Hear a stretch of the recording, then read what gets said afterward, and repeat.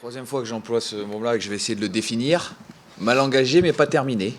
Voilà, ça me semble de la lucidité par rapport au résultat du match aller. Mais c'est pas terminé. Voilà. Donc on va jouer notre chance à fond demain. Essayer de créer les conditions, en tout cas, dès le début du match pour l'emballer. Et puis faire le point ensuite à la mi-temps entre nous pour voir où est-ce qu'on en sera. On a commencé à en parler hier matin entre nous sur les conditions justement à créer pour emballer, pour amener un rythme différent par rapport au match aller. Oui, après des exemples, il y en a quelques-uns, pas beaucoup, mais quelques-uns sur lesquels on peut s'appuyer. On l'a pas encore fait, mais on va le faire. Ouais, on va le faire. Après, comment on fait je crois qu'il faut sortir des sentiers battus et puis aller dans une forme de folie, quoi.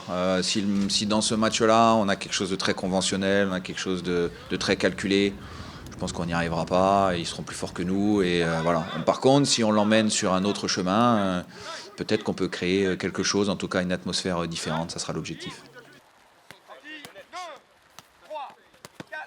Moi, ce que j'ai envie de voir, c'est l'évolution du Stade Rennais, je pense. Parce que, voilà, il y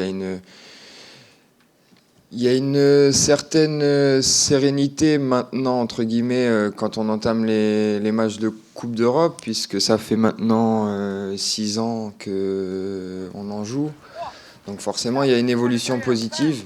Après, oui, forcément, le Milan AC a un standing historique aussi de club qui fait que ça reste le Milan AC, mais le Stade Rennais a bien évolué aussi à ce niveau-là, et je pense que c'est surtout ça que j'ai envie de retenir, c'est l'évolution du club à ce niveau-là. La première, c'est qu'on compare là un club qui a 40 ans d'histoire en Coupe d'Europe avec un club qui en a 5 ou 6, le Stade Rennais.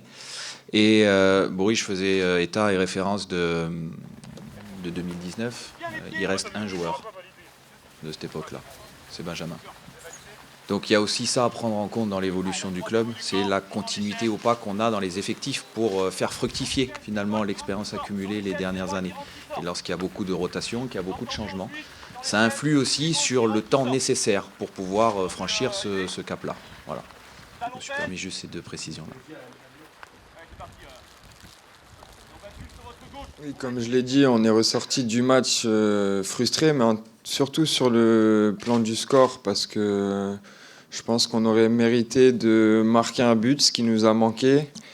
Le score était assez lourd au vu de la physionomie du match, même si on a un premier quart d'heure en deuxième mi-temps qui nous fait très très mal. On encaisse assez rapidement en deuxième période, mais forcément il faudra de l'orgueil et avoir de l'esprit revanchard quand même, parce que voilà, on est des compétiteurs, on a envie de gagner tous les matchs. Et quand on prend 3-0 au match aller, malgré que ce soit le Milan AC, on a cet orgueil de footballeur qui fait que on est frustré. Donc forcément, on a envie de montrer un autre visage, même si le visage qu'on a montré à Milan était très bon. C'est juste, comme je l'ai dit, sur le plan du résultat qui nous dérange un peu. Mais comme le coach l'a dit, on va tout donner. On donnera le maximum de ce qu'on peut donner demain pour déjà emballer le match. Et puis espérer donner en tout cas une grande soirée à nos supporters.